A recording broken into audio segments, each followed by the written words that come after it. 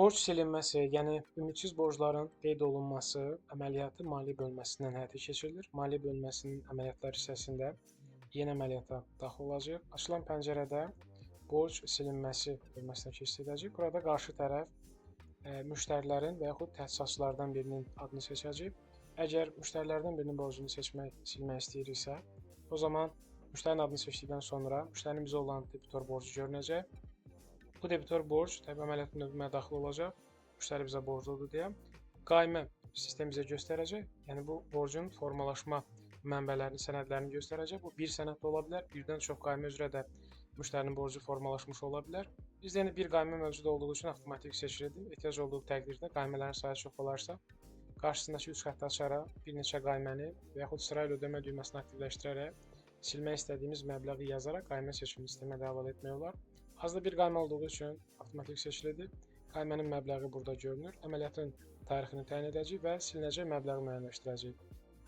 Əgər müştərinin adındakı borcun tamamını silmək istəyiriksə, silinəcək məbləğ xanası ilə qaymə dəyəri eyni qalacaq. Müəyyən bir hissəsini əgər keçmək, bağışlamaq ya da silmək istəyiriksə, o zaman rəqəmi dəyişdirə bilərik. Şərt olaraq 100 manatlıq qaymənin 50 manatını müştəriyə keçəcək, yəni o pulu ondan almayacaq. Silinəcək məbləği daxil edirik. Daha sonra mənfəət sənədi öz əksini tapsın deyə soruşur. Bunu aktivləşdirəcəyik ki, müştərinin adından sildiyimiz məbləğ eyni zamanda mənfəət sənədi hesabatında xərcimiz kimi görünsün. Bu formada təsdiqləyəcək və ardından başqa bir əməliyyat aparmaq istəyirsə, təsdiq və növbəti keçid düyməsinə klikləyəcək.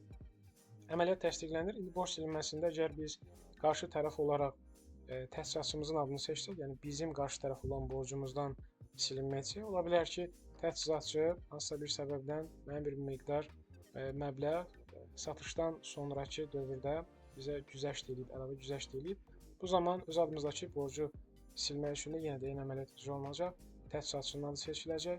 Bizim ona olan kreditor borc qayməmiz görünəcək, borcun məbləği və silinəcək məbləğ xanasına şərt olaraq deyək ki, 5000 borcumuz var, amma 4500 ödəyəcək. O deməkdir ki, 500 manatlıq hissəsini təsisatçı bizə keçib bağışlayıb, onu silə bilərik. Sildiyimiz təqdirdə mənfəət sənədində öz əksini tapsın seçəcəyik və beləliklə 500 manat artıq təsisatçıya daha az borclu görünəcək. Bu da təbii olaraq ödəniş etmədiyimiz üçün mənfəət sənədi hesabatında bizim mənfəətimiz kimi öz əksini tapacaq. Əməliyyatın icrasını təsdiqlədikdən sonra sol tərəfdə menyularda hesabatlar bölməsində mənfəət sənədi hesabatını keçirdikdə mənfəət sənədi hesabatında artıq bayaq icra etdiyimiz əməliyyatların burada nəticələri görünəcək. Debitor borc silinməsindən itirilmiş mənfəət, bu müştərinin adındakı borcu sildiyimizə görə mənfəət sənədi hesabatında bizim mənfəətimizdən çıxan məbləğdir. Kreditor borc silinməsindən mənfəət isə biz təsisatçıya olan borcumuzdan silinmə etdik deyə bu da bizim mənfəət olaraq hesabatımızda öz əksini tapacaq. Üzərinə gəldikdə isə ətraflı baxış düyməsi açılır. Kliklədikdə icra edilmiş əməliyyatların siyahısı burada öz əksini tapmış olur.